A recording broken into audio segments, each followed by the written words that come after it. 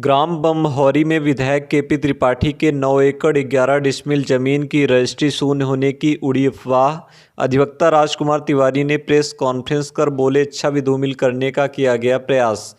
खबर मध्य प्रदेश के रीवा जिले से है, जहां सिमरिया विधायक केपी त्रिपाठी के अधिवक्ता राजकुमार तिवारी ने जानकारी देते हुए बताया कि कुछ सोशल मीडिया में मनगढ़ंत खबर विधायक केपी त्रिपाठी के विरुद्ध चलाई गई, जिसमें बताया गया कि बमहौरी ग्राम की 9 एकड़ 11 डिसमिल जमीन की रजिस्ट्री को शून्य कर दिया गया है।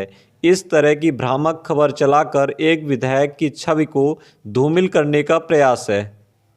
हाँ, उस केस में मैं अधिवक्ता था और प्रकरण भी माननीय सत्तम अपर व्यवहार न्यायाधीश वर्ग 2 श्रीमती पद्मनी सिंह जी के न्यायालय से पारित हुआ है।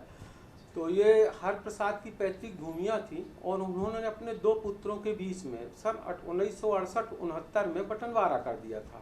तब से अंगद प्रसाद की अलग भूमियाँ थीं और राम प्रसाद की अलग भूमियाँ थीं। अब चूंकि हुआ क्या कि अंगद प्रसाद जी मृत हो गए और उनके कोई पुत्र से एक पुत्र था, वो भी खत्म हो गया। अनीता देवी और कुसुम कली उक्त भूमियों की मालिक हुई अंगद प्रसाद के मृत होने के बाद, और वो उन भूमियों में काबिज थी। अनीता देवी के हस्बैंड की 9-10 के दरमियान मृत्यु हो गई और उनके ऊपर काफ़ी कर्ज वगैरह था। तो अपने हिस्से की जो करीब 8-10 साल पहले से उनके माँ और उनके नाम जमीनी भूमियाँ थीं विधिवत, जो कि हर प्रसाद से पैतृक भूमियों के बाबत उत्तराधिकार में प्राप्त हुई थी। तो उन्होंने रुपयों की आवश्यकता होने पर केपी त्रिपाठी जो विधायक सिमरिया हैं, उनसे और 1-2 लोग और जो थे मिलकर उस जमीन को खरीदे और तब से उस जमीन पर विधिवत काबिज है फसल बोके। और मीडिया द्वारा जो ये भ्रामक तथ्य फैलाए जा रहे हैं कि कोई भी उस न्यायालय द्वारा उनके विक्रय पत्र को शून्य नहीं घोषित किया गया है। और जो 9 एकड़ इन्होंने जमीन खरीदी थी, 13 एकड़ जमीनें हैं, जिसमें 1/7 उसका अभी भी हिस्सा हो रहा है जो उनका खाली है। पर उनकी अफवाह शुरू से ही एक चैनल द्वारा हमेशा ये था कि उनको किसी न किसी रूप में उनकी राजनीतिक छवि को बर्बाद किया जाए और भ्रामक तथ्य अफवाहें उनके खिलाफ फैलाई जा रही हैं।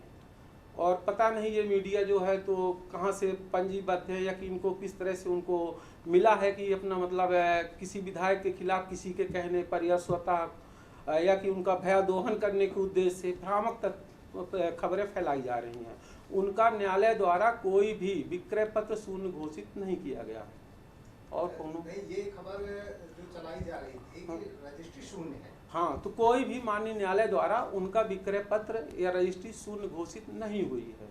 सिर्फ 13 एकड़ में 1/7 का हिस्सा उनका दिया गया है। इन्होंने सिर्फ 9 एकड़ 11 डिसमिल जमीन खरीदी है।